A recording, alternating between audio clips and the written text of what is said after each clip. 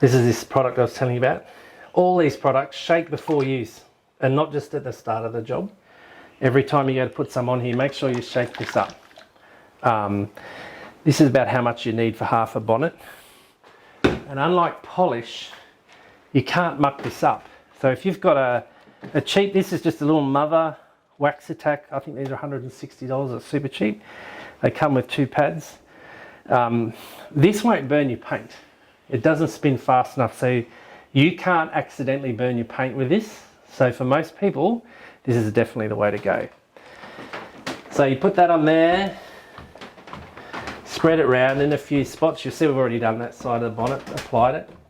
You only ever do one panel at a time, because obviously put that on there, turn it on, I'll spray you in paint cleaner. Sure, yes. So something else, this is probably Matt being a little bit anal, but when they spray a car, they don't spray them in circles. They spray them in straight lines. The little robot goes along, goes straight lines that way, and then straight lines that way. So when you're cleaning your paint, or heaven forbid, you've left it and you've got to polish it, you should do it exactly the same way that the car's painted. And why is that? Because then you're going with the texture in the paint. So if you got a microscope out, you'd actually be able to see the way this car was sprayed. So again, it sounds a bit over the top, but if you're going to do this every year for 30 years and you want to preserve the life of the paint, go the way the paint was Are you saying there's sprayed a on. sort of grain? Yeah, so when it dries, when it's been sprayed on, because obviously if you get a piece of timber, anyone that's planed a piece of timber, if you go against the grain, what do you get? It chips away the timber. Yeah. Paint's no different. Right. So this, and the guys at Mercedes in Germany at the Classic Centre were the ones that told me about it.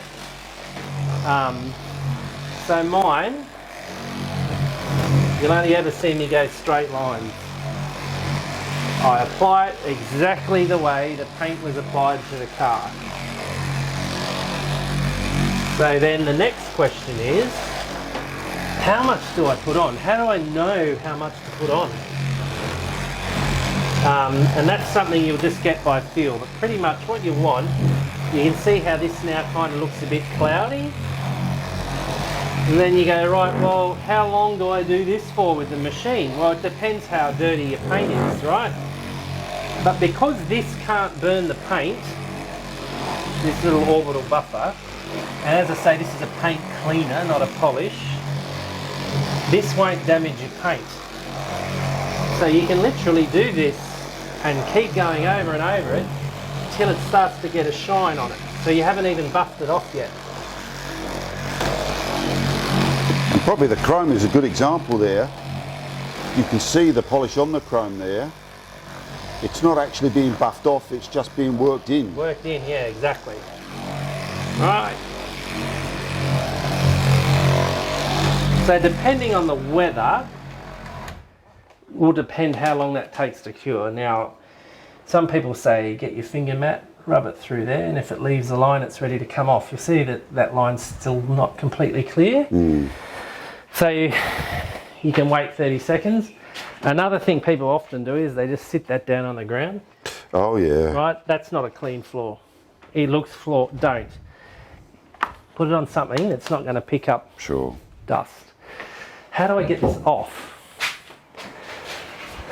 So with a paint cleaner, you'll see this one, Vince, is really fluffy. If you get up close, oh, that's it's almost like a baby's yeah, nappy. that's right. Right. Definitely not good to get sealants off a car, which we'll talk about later.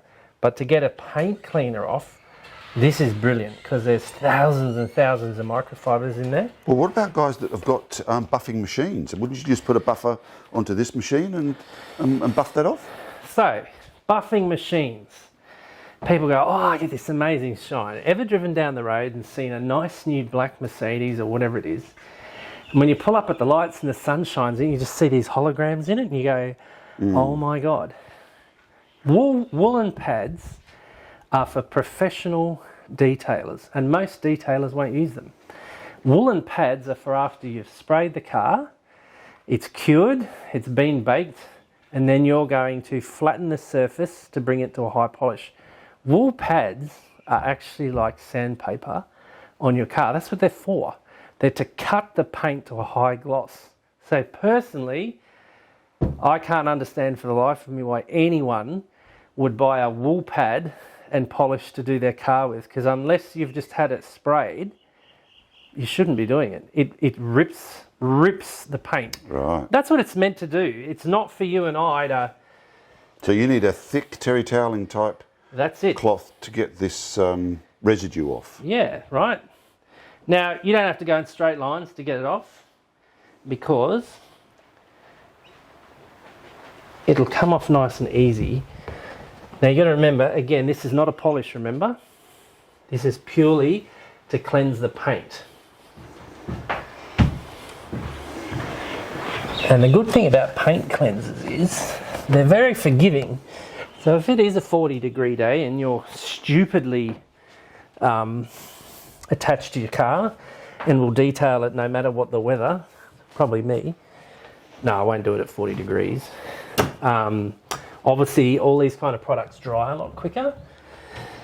Now, the thing with a paint cleaner is if it dries and you can't buff it off, this product that I'll show you in a minute removes any residue if you've got some. But we see, what's that taking, a minute? I've barely touched it. Put your fingers across there, Vinny. If only they had feeler vision. Yeah. They had feeler vision. You get a lot of questions about chrome, right? There's a lot of good chrome products out there. There's Auto Sol, metal polish, all that. Don't ever use them, right? They will polish the chrome. Chrome is the most porous thing on the car. It's like a sponge. So every time you come along with your chrome polish and you polish it all up, and you go, man, that looks good. And you've ever noticed it's all black on here after you've done it? That's your chrome coming off. The only thing you should ever try to get scratches out with it is like a paint cleaner or a really, really, really light cut and polish. To preserve this, you either put a sealant on it or you're going to laugh, Mr. Sheen. I've heard Mr. Sheen's the way to go. Mr. Sheen is absolutely brilliant, but don't be getting chrome and metal polishes and doing all this every time you do your car, because eventually this is all going to go white, because all that black on your cloth is the chrome compound coming out. Right. We'll just...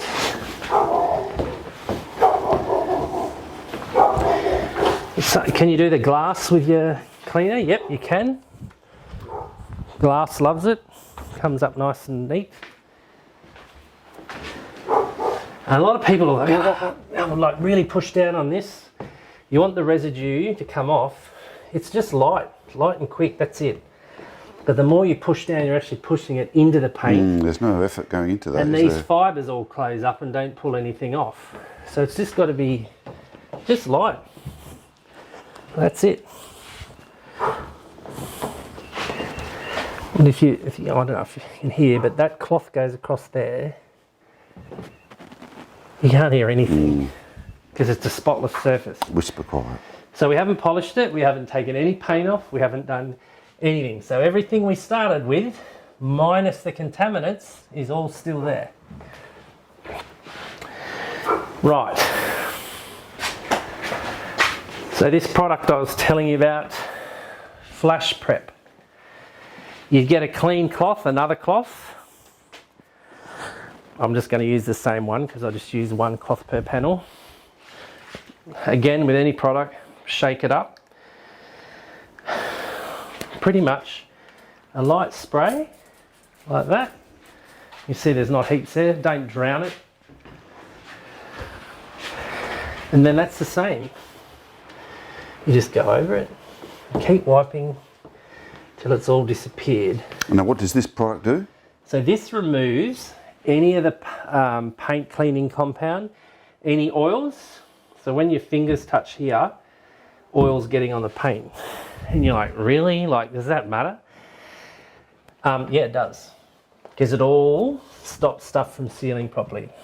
So this is absolutely brilliant. So you would have heard detailers go and buy pure alcohol to put on the paint before they seal it. Absolutely, you can do that. I actually find that gives me a headache. I've tried it and it's a bit... Yeah, you got to stop drinking it, mate. Yeah. Oh, is that what I'm doing wrong?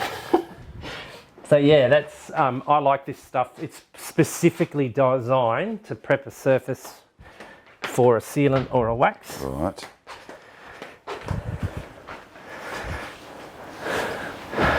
So as with any car cleaning Very product, light application. yeah, less is better. A lot of people, they go, oh, just, I'll pile it on.